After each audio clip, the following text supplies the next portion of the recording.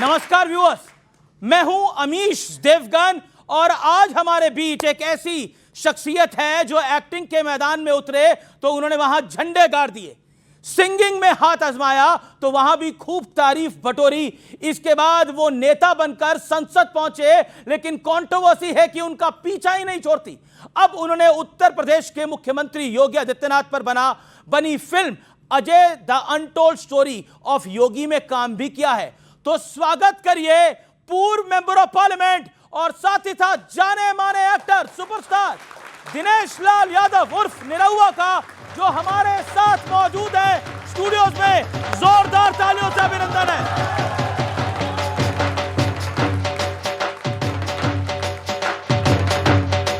स्वागत है। तो आप आए हैं तो ढोल बज रहे हैं।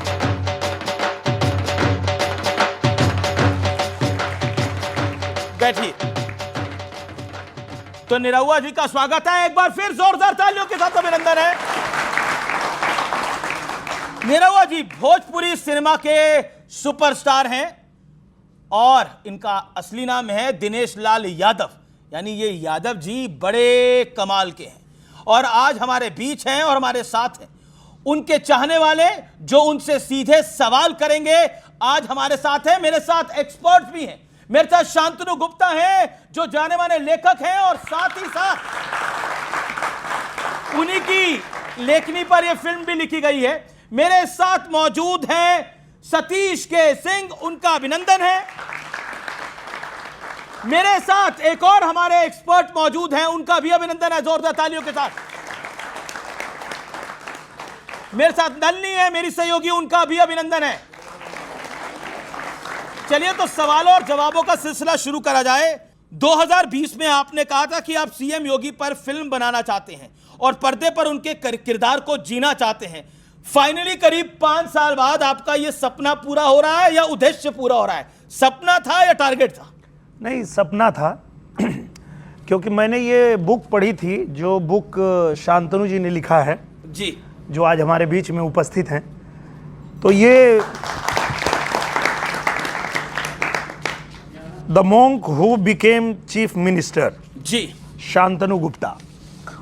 तो ये पढ़ने के बाद मेरे मन में ऐसा आया था कि ये फिल्म बननी चाहिए।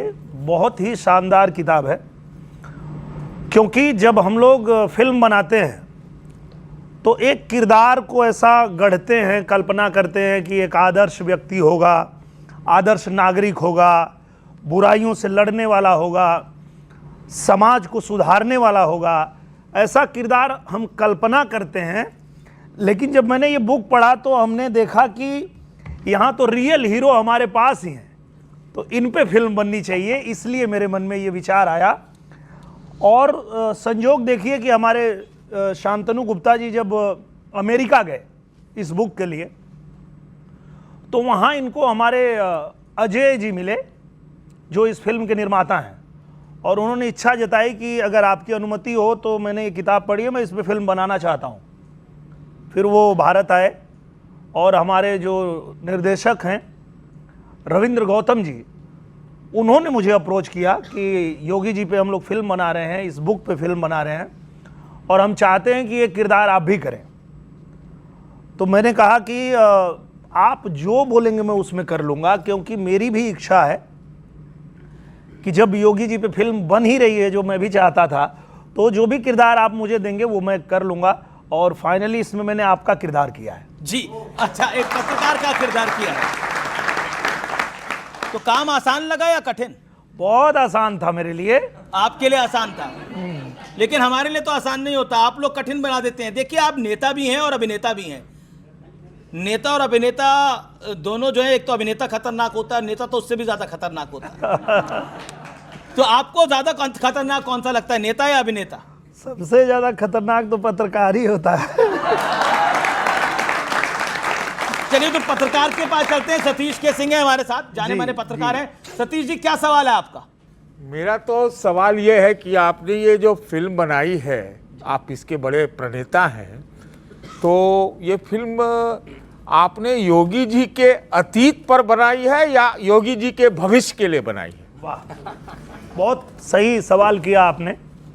ये एक ऐसी फिल्म है जो योगी जी के विषय में मैं भी नहीं जानता था, जनता भी नहीं जानती होगी, उन पहलुओं के ऊपर ये फिल्म बनी है कि एक पहाड़ में साधारण परिवार में जन्म लेने वाला बच्चा, जिस गांव तक सड़क भी नहीं पहुंची थी, वहां से मुख्यमंत्री के पद तक पहुंचना, वो संघर्ष उनका तप, उनका त्याग, ये उनकी जो जर्नी है उसके ऊपर ये फिल्म है।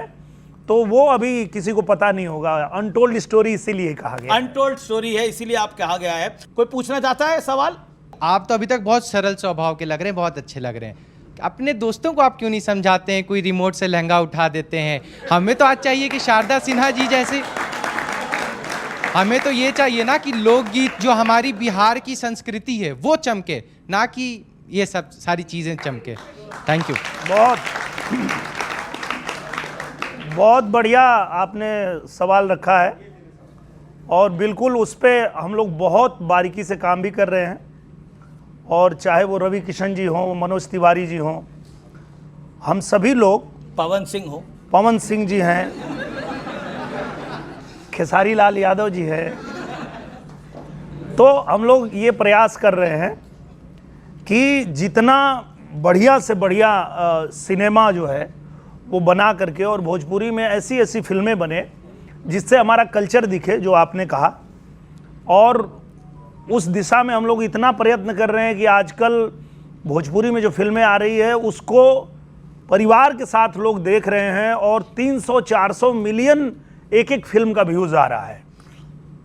अब आप कह रहे हैं ये परिवार के साथ फिल्म देख रहे हैं, मैं नाम बताता हूं, लैला मालबा, पेप्सी पी के लगेलू सेक्सी, पेप्सी पी के लागेलू सेक्सी, चुम्मा तुम्हार विटामिन है। अब ये फैमिली फिल्म्स हैं आपकी राय में? ये किस फैमिली के साथ ऐसी फिल्में देखी जाती हैं? अब मैं आप लोगों को दावे के साथ कह सकता हूं कि ये तीनों फेक नाम है। नहीं, फेक नाम नहीं है। मैं गारंटी देता हूं, इसको सर्च किया जाए, पूरी दुनिया इसको खोजे, क्योंकि ये ही मीडिया ने इसी तरह से भोजपुरी को बदनाम किया। आप कह रहे हैं सब फेक नाम है, गलत नाम है?